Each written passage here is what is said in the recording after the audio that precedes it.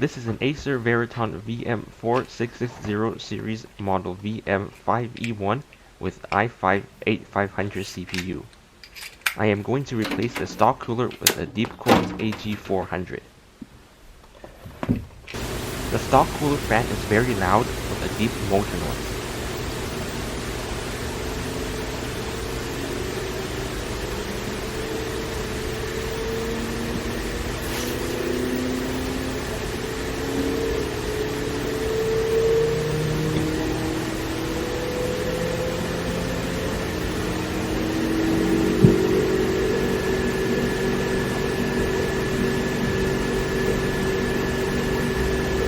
It cannot sufficiently cool the CPU when all cores are 100% used.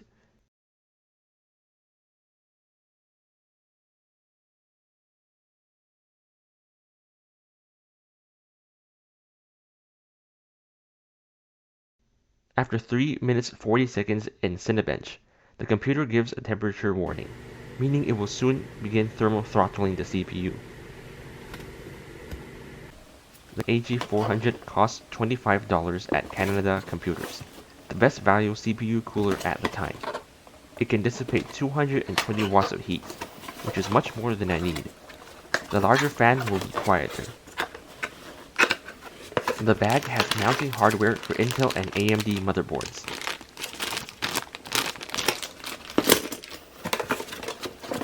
The instructions are very simple.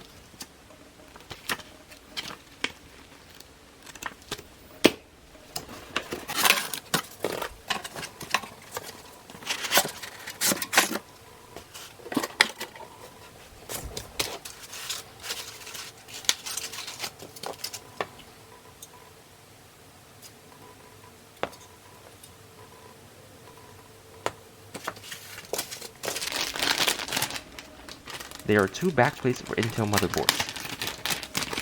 The larger one is for LGA1700.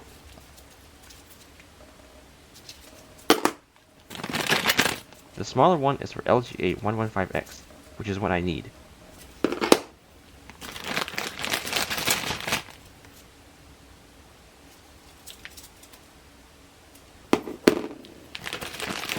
The bag with black rubber stands is for Intel. The other one is for AMD. There is a packet of thermal paste included.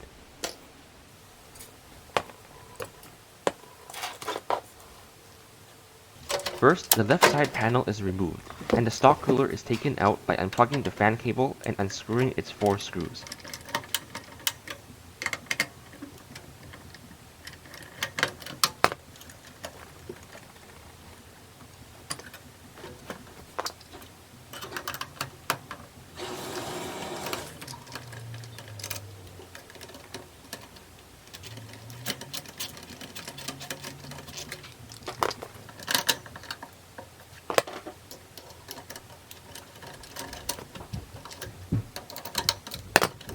It comes off easily.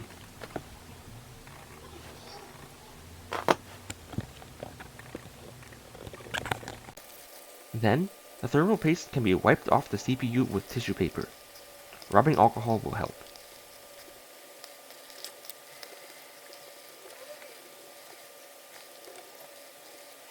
The next step is to take off the right side panel and remove the stock backplate. The right side panel is more difficult to take off than the left side panel. Just carefully slide it out.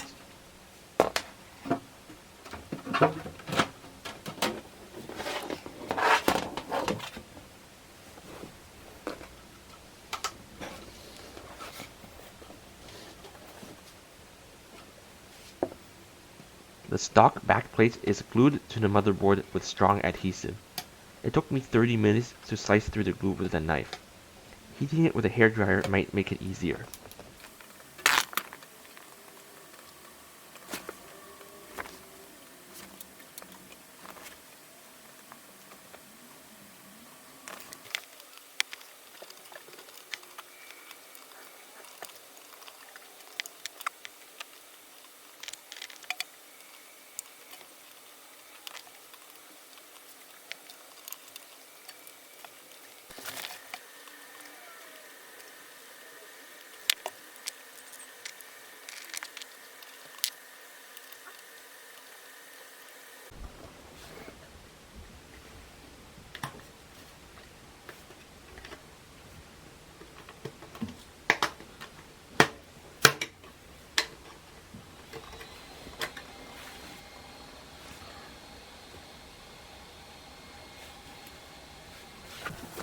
Now it's time to put on the new backplate. This one also has adhesive, but if I don't stick it to the motherboard, it won't stay in place as I lay down the case.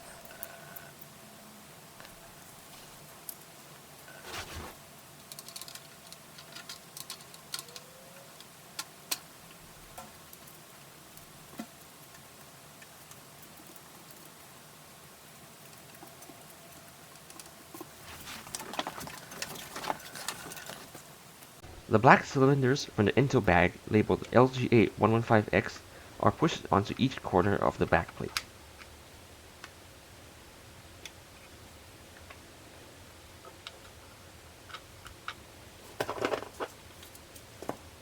The metal mounting bracket is placed on top of the rubber stands.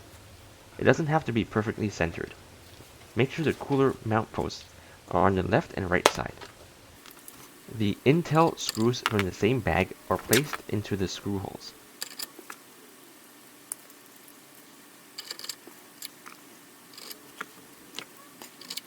When the screws are tightened, the metal bracket will shift into the correct position.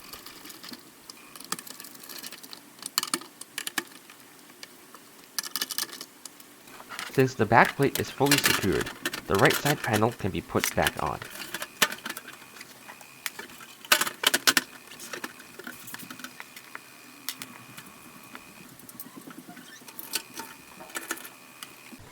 The AG400 comes with a non-resealable package of thermal paste, but I already have a syringe of Arctic MX2, so I will use it instead.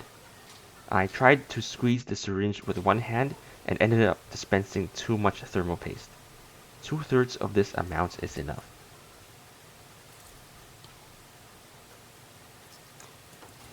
It's time to mount the CPU cooler. Don't forget to peel off the sticker.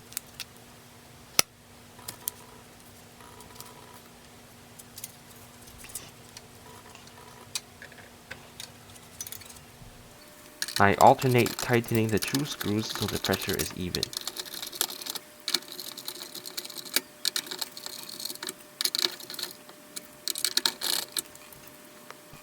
The last step is to plug in the fan cable to the CPU fan header.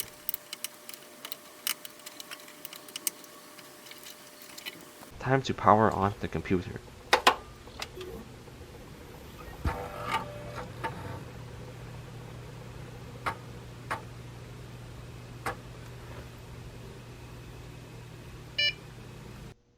With the AG400, the CPU barely reaches 60 degrees under full load.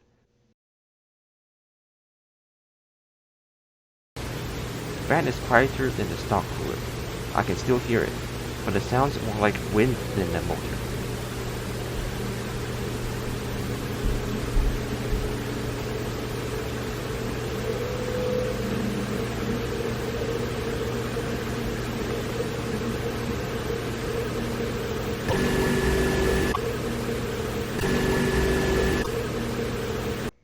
Since it cools so effectively, I plugged it into the system fan header rather than the CPU fan header, so the fan spins slower.